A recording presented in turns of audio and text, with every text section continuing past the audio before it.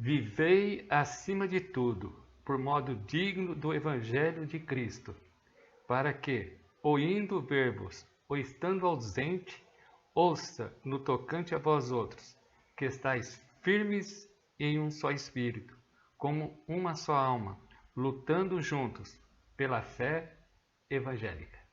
Bom dia! Estamos agora iniciando mais uma vez Olhos na Lição.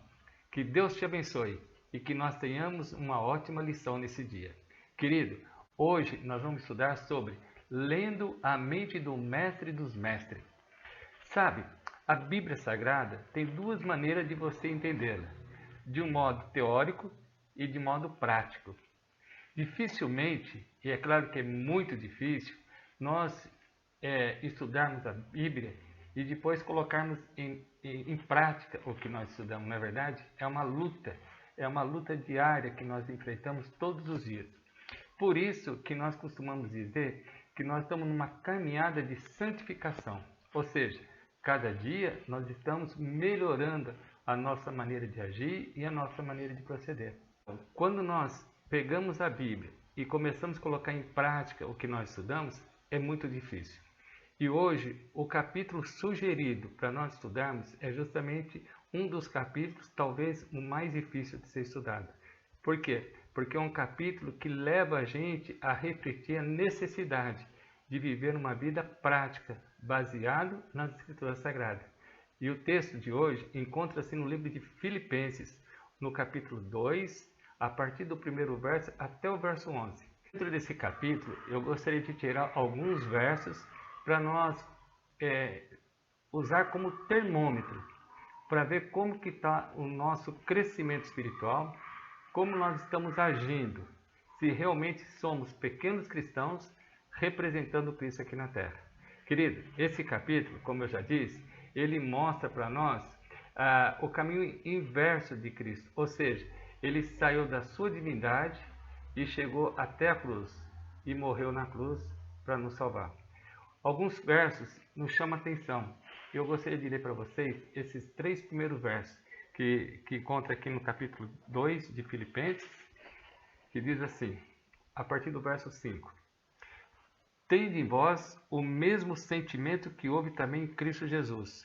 Olha só, tendo em nós o mesmo sentimento que houve também em Cristo Jesus. Qual o sentimento, querido? Pois ele, subsistindo em forma de Deus, ou seja, existindo em forma de Deus, não julgou como usurpação o ser igual a Deus. Antes, a si mesmo se esvaziou, assumindo a forma de servo, tornando-se em semelhança de homens, e reconhecido em figura humana. Olha o verso 8, querido. A si mesmo se humilhou, tornando-se obediente até morte e morte de cruz. Esses 3 versos que nós acabamos de ler mostra perfeitamente o que é ser um cristão de verdade. Nós estamos dispostos a nos humilhar até que ponto para podermos evitar uma guerra, evitar uma briga, evitar uma separação. Até que ponto nós estamos dispostos a sermos realmente representantes de Cristo aqui na Terra. Isso é prática. Aqui nós não estamos dizendo placas de igreja, não estamos dizendo maneira de pensar, cada um tem a sua ideia, cada um tem a sua verdade. Essa é a verdade. E qual é a verdade?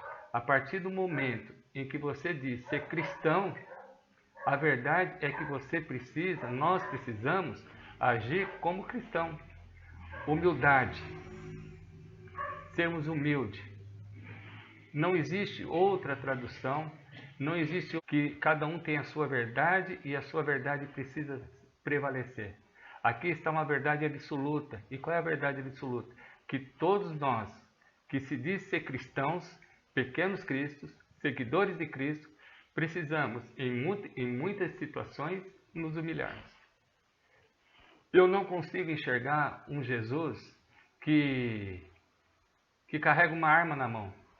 Eu não consigo enxergar um Jesus que aprova algumas atitudes de muitos cristãos que hoje se diz ser cristãos e que age de maneira totalmente contrária ao que esses 3 versos estão dizendo. Líderes espirituais e ver se eles estão de acordo com o que a palavra de Deus está dizendo e procurar seguir os seus exemplos, porque nós somos os representantes de Cristo aqui na Terra. Forte isso, não, meus queridos? Muito forte. Mas vem mais coisa pela frente. Olha esse pensamento. Pelo que também Deus o exaltou sobremaneira e lhe deu o nome que está acima de todo nome, para que ao nome de Jesus se dobre todo o joelho, nos céus, na terra e debaixo da terra. E toda língua confesse que Jesus Cristo é Senhor, para a glória de Deus o Pai. Meu amigo, o que dá mais satisfação para Deus Pai é nós, seres humanos, reconhecer Jesus como Senhor. Agora, se para a felicidade do Deus Pai é ver o seu Filho ser exaltado e ser adorado por nós humanos, imagina a alegria que Deus Pai sente quando nós também somos exaltados. Não somos exaltados porque nós somos os bons, nós somos os melhores. Mas sabe por que nós somos exaltados? Porque nós fazemos a vontade de Deus. Nós vivemos uma vida submissa à vontade e aos planos de Deus. Eu gostaria de terminar lendo o último pensamento da lição, que diz assim: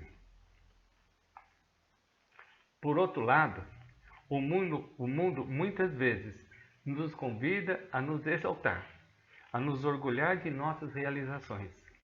Aprendemos uma lição diferente na manjedoura de Belém com o Mestre, que a grande obra divina de educação e salvação é realizada não quando nós nos exaltamos, mas quando nos humilhamos diante de Deus e servimos os outros.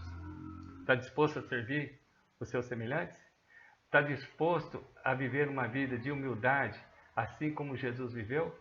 Se for preciso morrer por essa verdade, morrer servindo Jesus, que você nesse dia possa fazer a melhor escolha. E se nós precisamos viver uma vida de santificação, de humildade, que nós possamos pedir a Deus, porque não é fácil. Que Deus te abençoe nesse dia. Oremos. Muito obrigado a Deus pela vida e pela saúde. Que nesse dia nós possamos nos tornarmos mais humildes do que somos. E se nós somos pessoas que estão promovendo discórdia, desunião, levamos palavra de repreensão, palavras duras, que nós possamos mudar a nossa maneira de ser. Que através do Teu Santo Espírito, o Senhor possa realizar o maior milagre, que é a transformação do nosso caráter e da nossa vida. É o que te peço e te agradeço por Jesus nesse dia. Amém. Bom dia. Que Deus te abençoe.